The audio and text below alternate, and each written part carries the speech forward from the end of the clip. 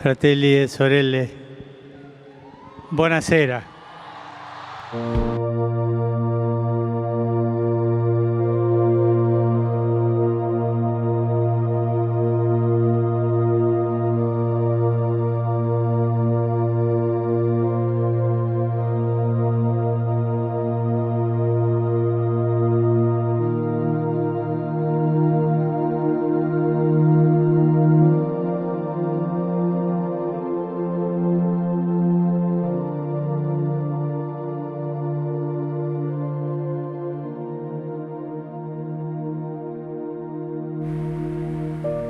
Bulan Maret 2013, Kardinal Giorgio Mario Bergoglio dari Argentina tiba di Kota Vatikan untuk menghadiri konklav.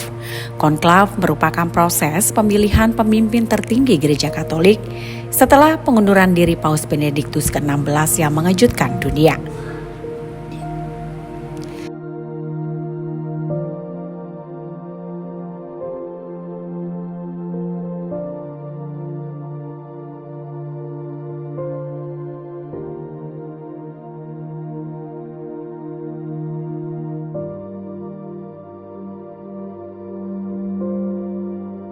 Tidak banyak yang menoleh ke arahnya ketika ia masuk ke Vatikan. Dan seperti biasa, ia datang dengan cara yang sangat sederhana, berjalan dengan tenang nyaris tanpa sorotan. Tidak juga membawa rombongan yang besar dan tidak menumpang mobil mewah. Ia lebih menunjukkan kerendahan hati serta gaya hidup yang bersahaja yang sudah menjadi ciri khasnya. Saat itu, juga tidak ada yang menyangka bahwa kehadiran Bergoglio akan menjadi awal dari sebuah perubahan besar dalam sejarah Gereja Katolik. Dalam pemungutan suara yang tertutup di balik tebalnya dinding Kapel Sistina, para kardinal pun ketika itu sepakat memilih pria yang dikenal bersahaja itu sebagai paus pertama dari benua Amerika, sekaligus juga menjadi paus pertama dalam sejarah yang mengambil nama Fransiskus. Nama Fransiskus sendiri terinspirasi dari Santo Fransiskus dari Assisi yang merupakan simbol dari kesederhanaan dan pelayanan terhadap kaum miskin.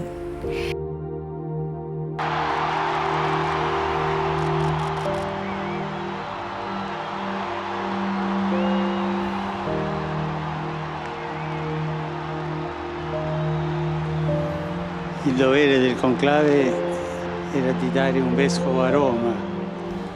Sembra che i miei fratelli cardinali sono andati a prenderlo quasi alla fine del mondo, ma siamo qui.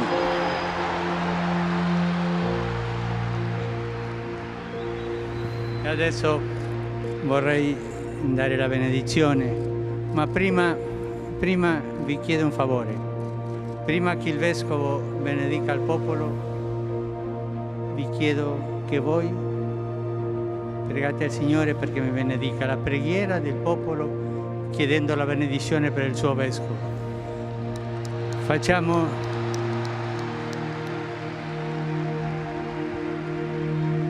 in silenzio questa preghiera di voi su di me.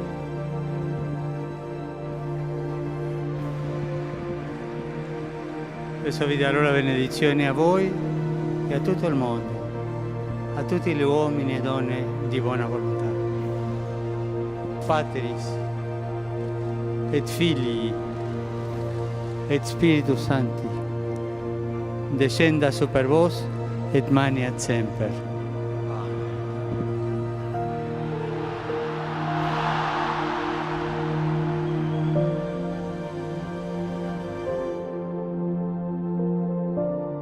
Dan sejak saat itu, ia pun tidak pernah kembali ke rumah lamanya di Buenos Aires. Vatikan kini menjadi rumah barunya dan dunia menjadi ladang pelayanannya. Keputusan itu mencerminkan totalitas panggilannya sebagai pemimpin spiritual bagi lebih dari 1 miliar umat Katolik di seluruh dunia. Hingga akhir hidupnya, Paus Fransiskus terus dikenal bukan hanya karena reformasi yang ia dorong di tubuh gereja, namun juga karena gaya kepemimpinan yang sangat membumi dan sangat dekat dengan umatnya. Dan semua itu berawal dari sebuah perjalanan sekali jalan. tanpa tiket pulang. Sementara itu saat ini Roma kembali menjadi pusat perhatian dunia.